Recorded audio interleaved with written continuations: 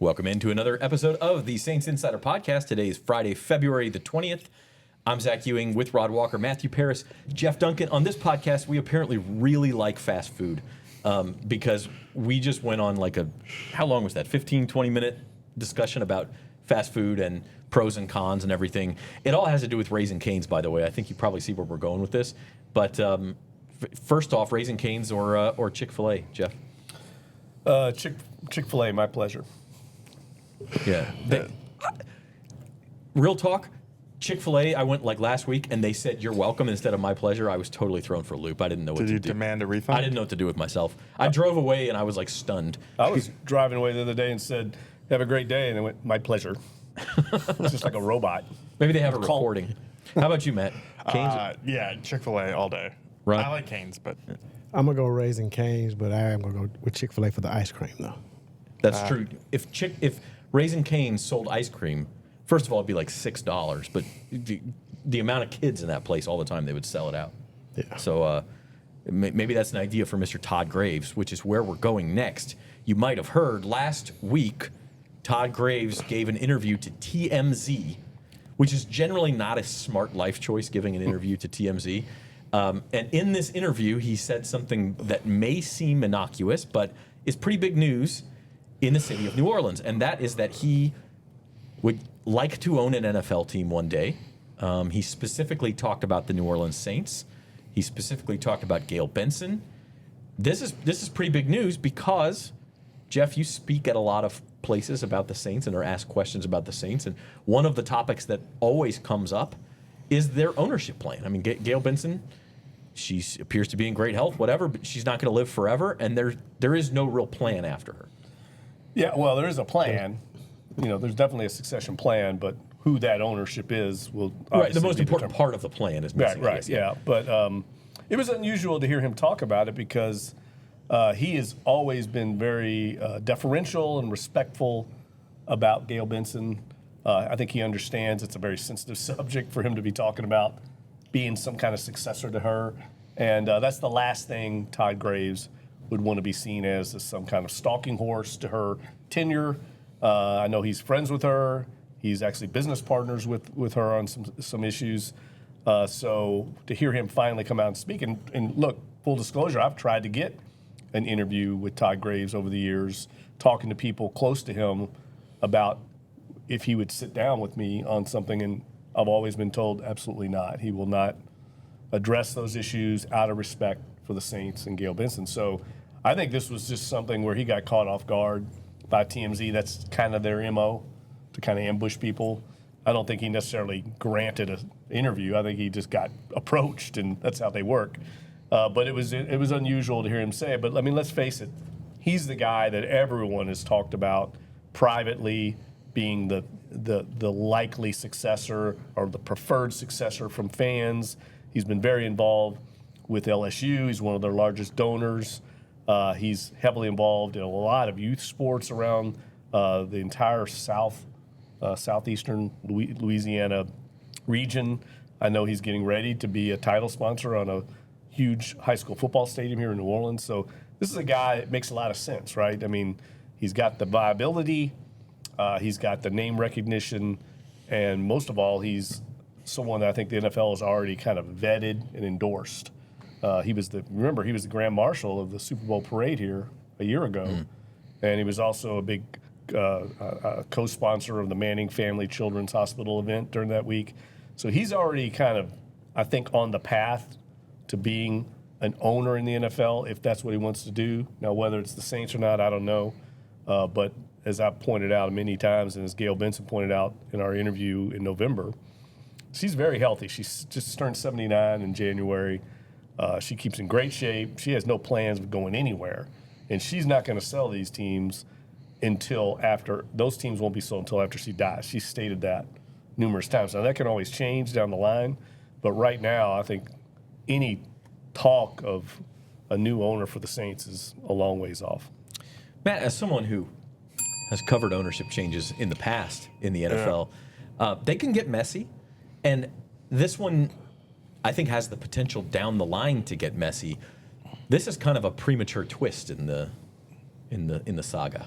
Yeah, I mean, it sounds like it'll at least be like a few years off, maybe even decades off, depending on how long Gayle Benson lives. I mean, it would take, I think, the NFL didn't force Dan Snyder to sell, but they applied a lot of pressure. It would take, an enormous scandal, I think, or something would have to happen to Gayle Benson's like finances for her to actually consider moving the team. Like, teams don't just sell overnight. Like, they have, like you're seeing with the Seahawks for sale right now. That's because Paul Allen died, and like the limit on his trust says that they have to put those teams for sale after a certain point of time, and now they're at that point.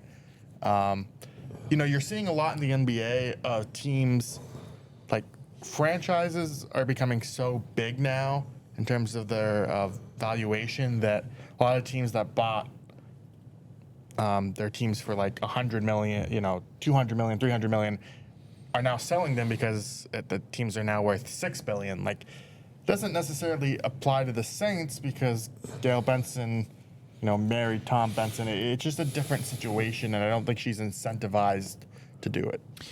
She's been pretty adamant that she's not selling the team. So, I mean, like Jeff said, I think this is something that's way down the road. Yeah, it kind of came out of nowhere. And Gayle Benson, I think, is so uniquely positioned because, as Matt said, she wasn't the one who bought the team. She inherited it from Tom Benson, her late husband, and also she owns both teams in this community. She's committed to that.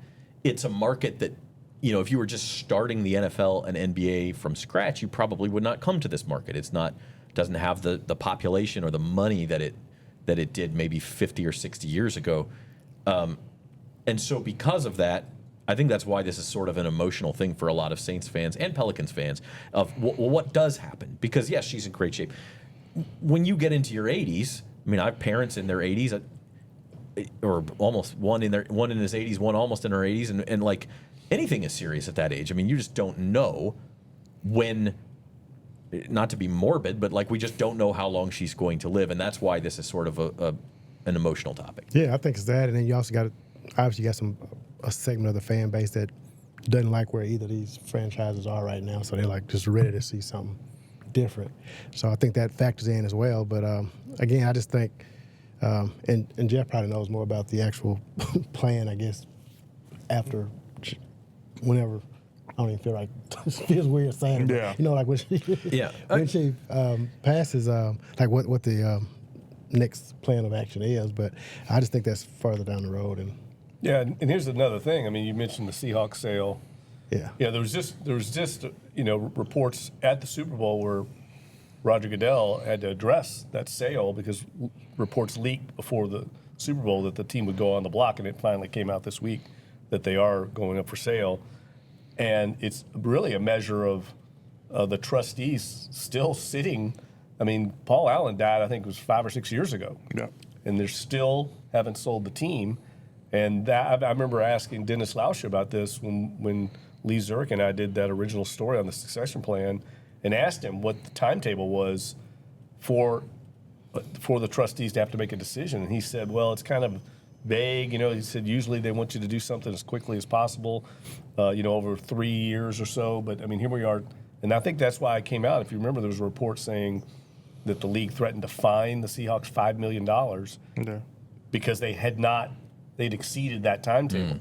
So even if Gayle Benson were to die, unfortunately, by some tragic circumstance in the next year or two, it might still be years before a sale would actually be made. That's why I bring that up, is because it's good examples. The Seahawks, it's been 6 years. I think. And another thing to consider, too, is these valuations for these franchises are going up and up. You guys were talking, I looked up what Forbes had the Saints worth. They put them at $5.3 billion, which is, I think, 31st in the league. But the Saints would sell for more than $5.3 billion. Like, these teams don't come around. As the valuations increase, there's only a certain club of, like, the ultra-wealthy who can actually afford to buy them, unless the NFL were to change their rules and allow, smaller groups to combine money. You kind of saw that with Josh Harris and the Commanders, but Josh Harris is still among the ultra-wealthy. Like, I think that's why Todd Graves, though, bringing it back to him, is seen as a natural successor to Gayle Benson just because he has that ultra. Yeah, wealth. he's never even had to say anything because number one, he's got the wealth. He's worth approximately $22 billion, according to reports, and that number's going up like every year. It seems like there's a Canes in Dubai now, and Times Square, and the Strip in Las Vegas, and he's making money. He's obviously a sports fan. Anybody who's walked into a Raising Canes knows that. He's around the teams. He was born in New Orleans, raised in Baton Rouge. Raising Canes, the first one is right off of LSU's campus. It was his business project as a student at LSU. Like, he is Louisiana through and through. He would keep the team here. And so anytime you ask anybody, hey, who's the next owner of the Saints going to be? And we're talking, again, we're not trying to push Gayle Benson out the door here, but we're talking long-term, 30, 40 years down the road when obviously, a lot of us won't even be here in 30, 40 years. She certainly won't be. Who's going to own the Saints? The first name out of anybody's mouth, Rod, is Todd Graves. Yeah, he checks all the boxes that you wanted out of an owner. So, it obviously makes sense. And, I can see him being the next guy. I just think it's, it's down the road. But I think him speaking on it kind of lets you know that the interest is there. But we probably knew that even though we didn't really need him to say it. But with him saying it, it just kind of confirms that it's something that he'd be interested in and it's a natural fit for him. And he's still young enough where Right. he could wait this Another good out point. for He's what, 53? 53, I think. Yeah. Yeah, he's young, and I think for fans, he's local, and that's important. That's all you ever hear from fans, rightfully so. They've, over the years, had great fears that the Saints would be moved after they sold because of some of the reasons you mentioned, Zach. It's kind of one of the poorer, smaller markets in the NFL, relatively speaking. I don't think the team's ever going to move from here. I've talked about that a bunch of times. You would remove a team from the Gulf South, which is arguably the most football passionate part of the entire country. You would not have a team where the ratings are the highest. So really, I think the Saints are an outlier in that regard. You don't worry about whether someone can. That's unfortunate, but the passion is there. People will pay their season tickets here rather than pay their light bill. That's just how it works. The priorities are that football matters here more than other places, and I think the NFL knows that. But getting back to the Todd Graves thing and what Matt said, you have to have a principal owner to get an NFL team, and they have to have 30% of the equity of a sale. So, and you're right, these new media rights that are getting ready to be renegotiated because these streaming services that are blowing up are willing to pay top dollar to the NFL to get more and more games on. So I'm telling you, it's just a matter of time till we see a lot of games on Netflix, YouTube. There's going to be more, Amazon, fewer of them on network. Or maybe more of them. They still probably always have some type of viability on networks, but these streaming networks have way more money, and they're willing to bid. And the NFL wants to take advantage of that. They're trying to increase revenue all the time. So that just continues to increase the value of these teams to where a lot of people are estimating that the Seahawks are going to go for close to $10 billion. That's way more than the Commanders just sold for $6 billion because of these new media rights, them going to the 18-game schedule we talked about, playing internationally. All these things keep increasing the value. So that, in turn, makes it more difficult to find somebody that's got 30% of $10 billion in liquid cash. Yep. Because most people, their value is tied up in their company's worth. So I think Todd Graves could pass that threshold, but I don't know that. He'd have to have basically at least $2 billion in cash. That's a lot of money in cash. So the timing of this, as you said, he was probably just ambushed. I don't think we mentioned he gave the interview at the New Heights podcast Super Bowl party. That's Jason and Travis Kelce's podcast. They threw a Super Bowl party. Our podcast maybe will have a Super Bowl party next year. I don't know. I was going to say we could do a home and home with the Kelce's. They can come on ours and go on theirs. I'm just kidding. But that was the scenario. So, you can imagine maybe Todd Graves has had a couple drinks. Maybe he's just, doesn't even know who he's talking to. And all of a sudden he gives this answer. So I don't think this was strategically planned by Todd Graves. But, Jeff, my question is, does this spur any action from the Saints as far as, hey, Todd Graves, would you like to become a minority owner and give us some more liquidity? is there any action the Saints might take based on these comments? I don't know the answer to that other than in the past when I've asked the Saints whether they would consider, kind of the Baltimore Ravens plan. If you remember when Art Modell moved from Cleveland to Baltimore, he was up in age. I think he was in his 80s then. And they established kind of a succession plan there where they brought in Steve Bisciotti. I think they sold him a 25 or 30% stake. So he was still a minority owner. But he was basically an owner in waiting, and he got to learn the ropes in the Ravens organization before taking over for Art Modell. I've asked them if they would consider that plan, and they've been steadfast for years that they are not interested in selling any minority stake, even with the new NFL ownership changes that have happened recently where they're allowing private equity groups to buy up to a 10% stake of the team. I know the Dolphins, I think, and the Jets have done that, gone down that road. They've, at least in the past, said no. So I don't see that being an option. But I guess we'll find out. I've got questions into the team about that exact situation. So I guess we'll find out soon. Anything else you guys want to mention on Todd Graves or the ownership situation? Could we get involved if we have enough money? I got from our $20 in my wallet, man. Yeah. Well, if you wouldn't be eating at Cane's all the time, maybe. That's right. I am actually directly funding the sale of the Saints every time I take my family to Cane's. Todd Graves is worth $22 billion. That's right. Because my kids, every time we go out to eat, where do you want to go? Cane's. I like Cane's, but can we just go somewhere else like one time? The other one is Jersey Mike's, which is also like, try feeding a family of 5 at one of these places, people. It's not cheap. Okay.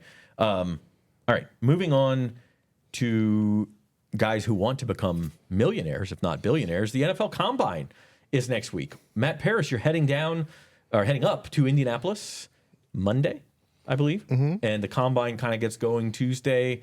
And, you got the underwear Olympics portion of this, but you also have probably more importantly kind of the networking, interviewing portion of this. What are you most on the lookout for next week? Yeah, I want to see kind of who emerges in terms of their stock. From like Garrett Nussmeier, who, I don't know where his range is right now, but I'm really interested in the receivers in this class. You think about, all right, how do the Saints want to build around Tyler Shuck? Saints have the 8th pick.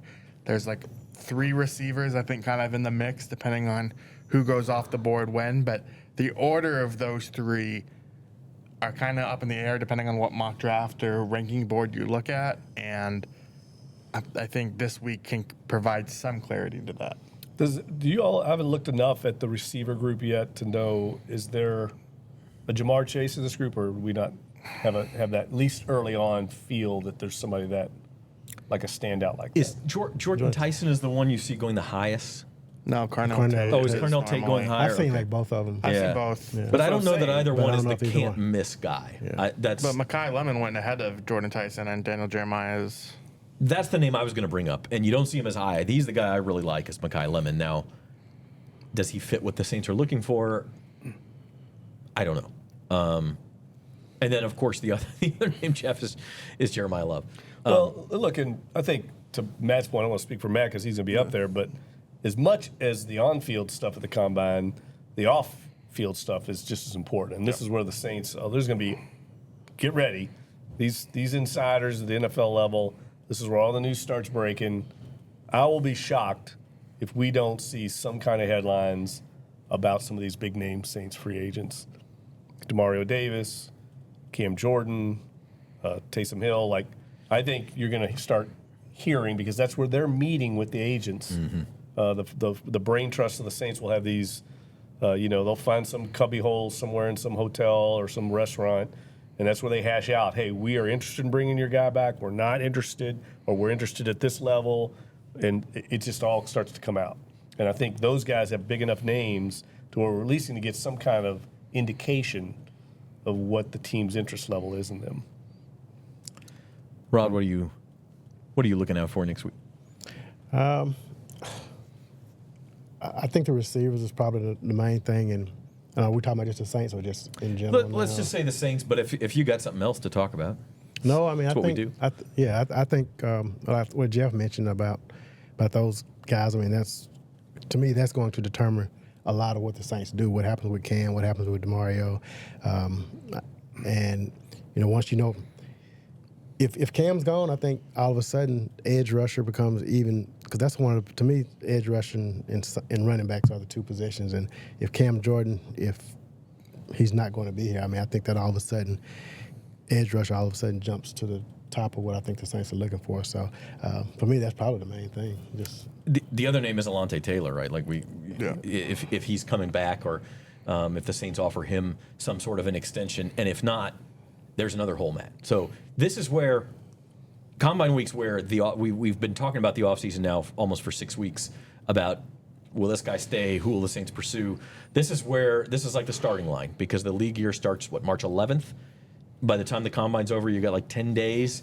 And this is where you really start to hear the news. Yeah, free agency opens March 9th effectively, March 9th. because that's when you can start negotiating with the other guys. So, yeah, it'll be really interesting. I mean, I think you'll also have an idea of, if not which teams are interested in like someone like Alontae Taylor, what the market might be. Like, I'm kind of interested in just going around and seeing like what people's thoughts are on like what type of contract Taylor's in line for. Like, Demario Davis. What's really fascinating about this group of to-be Saints free agents is the value for a lot of them is not easy to determine. Cam Jordan had a bounce-back season, double digits, but he's also, 36 years old, and so do you reward a guy like that? I mean, is $10 million too much? Is $8 million too low? Like, same thing with Demario Davis, a 37-year-old linebacker, but also coming off a career high in tackles, an experienced guy. Like, well, what's the value for him? Alontae Taylor, there's a gap between what nickel cornerbacks are paid and outside cornerbacks are paid, and it's just like there's a wide range of what you can pay these guys, and I think that's what makes negotiations tricky in this point, is because the team will want something lower and the agent will want something higher. Yeah, and teams generally pay you for what you're going to do, not what you've done. Right. And that's the problem with, say, a guy like Cam or DeMario, is they outperformed their contracts probably last year. And at their age, though, they're probably going to get paid for the future. And it's hard to gamble on that, at this age. Yeah, absolutely. Shifting the conversation more to on the field and the Combine, what prospects should the Saints watch? We've mentioned a few of them.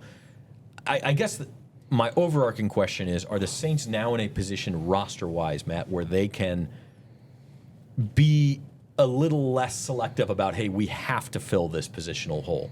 And maybe we're just looking for, at number 8, that buzzword best player available, or best player available at least at multiple spots, instead of saying we got to have a tackle like maybe they did 2 years ago. Yeah, I mean, I don't know. I think this roster still could use a good amount of help. I would say that because of Shuck's emergence, they now have the freedom to choose one of the skill players.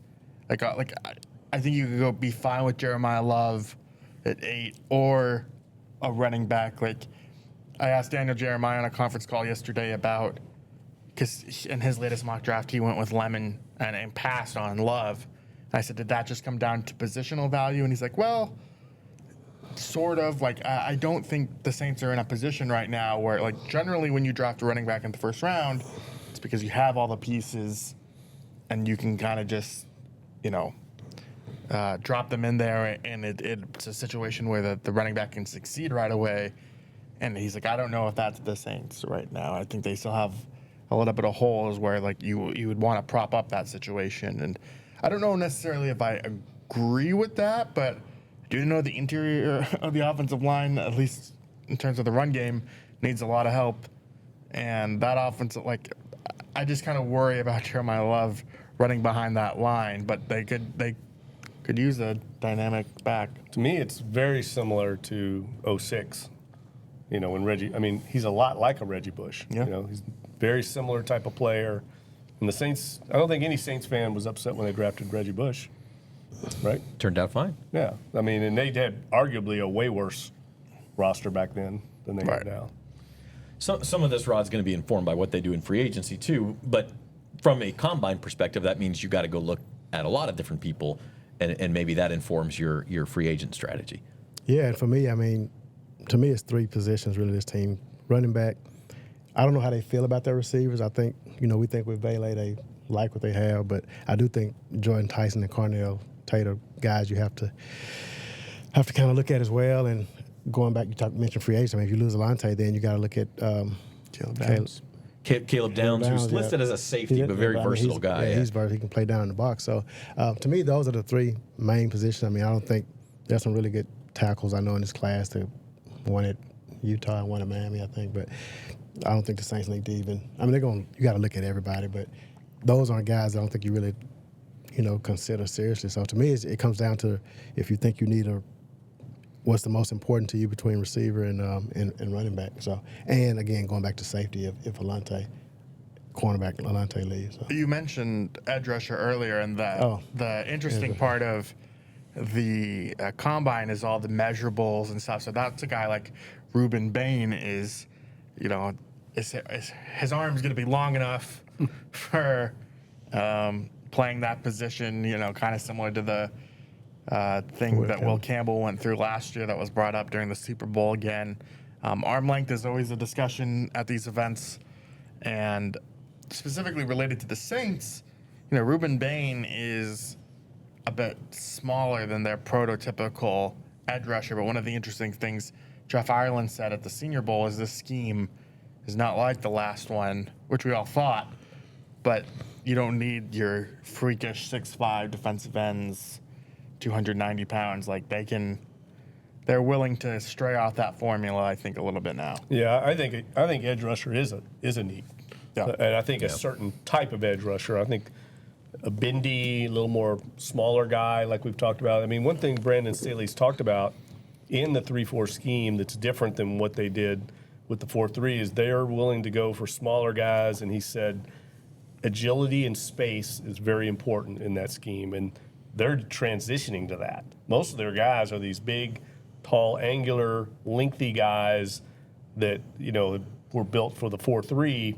That's not necessarily what they're looking for. So you could see them maybe change things, not only at edge rusher, where you might get a smaller, guy like a Chris Rumpf, but maybe a younger guy, and I think even at the nickel, if they were to lose Alante Taylor, you could find somebody there. But also think that position is so critical to their defense. If they were to lose Taylor, I think it would shoot up to almost the top of their priority list to find a Nick Almanuri kind of guy, like that big nickel guy. That's the key to that whole scheme, and they would have nobody on the roster.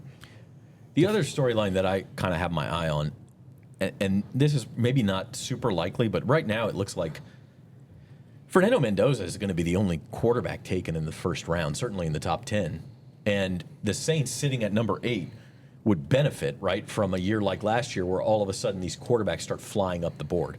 So right now it doesn't look likely, but is there some guy, a Ty Simpson, a Garrett Nussmeier, who just knocks everybody's socks off in Indy, and all of a sudden you start hearing about him as being, the answer for the Jets or the answer for the Cardinals, man. The Arizona Cardinals or the Cleveland Browns or whoever it is who needs a quarterback besides the Las Vegas Raiders at number 1, because that pushes more prospects down to number 8 for the Saints, right? That's kind of where I'm looking at it from a Saints perspective. I don't know how likely that is, but that's what I've got my eye on too. Now, it feels to me more like this is like last year's draft where people didn't do that. Nobody jumped. I mean, the Saints are a prime example. I mean, a lot of people were like, they got to draft somebody, Jackson Dart at number 9, and they said, no, we're going to pick what we think the value is. And I think that I'd be shocked because I don't think any of these guys have that kind of. Ty Simpson's probably the one guy. But you look at the teams ahead of the Saints. The Raiders are going to get Mendoza. It's only the Jets and the Cardinals, really. The Titans have their quarterback. Washington has their quarterback. Yeah. So I just don't. They're so high. The only way it would happen is if they traded out and came down and said, okay, now we can get 2 guys for the price of 1. Or you start having other teams, quarterback needy teams trade back into the top 5 to take quarterbacks. But again, you would need the prospect to jump out. And so far, it's been the opposite. That's what I mean. There's nobody worth that.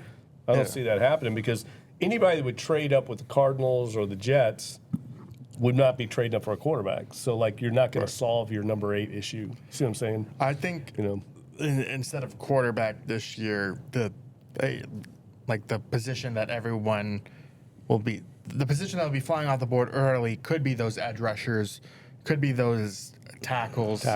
And so like if you have basically like the trenches up top, and if you're a Saints fan who really wants like a star receiver, that's kind of the best path to unfold. Is you hope the edge guys go early and like the tackles, and so you have kind of your pick there, your choice of guys depending at 8.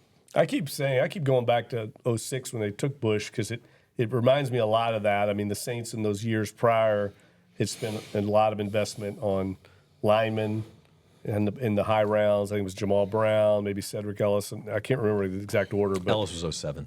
so maybe somebody else. But I just remember they were ready for like a star in 06. They wanted, some juice, and I feel like that's where they're at this year. I mean, I know Shuck helped in that regard, but I think the fan base is ready for somebody to, be the next guy, and that's why I think they're kind of set. They've used a lot of draft capital high on tackles and defensive linemen, and you just get a sense the fan base is ready to latch on to somebody like a Jeremiah Love or a Tyson or something like that.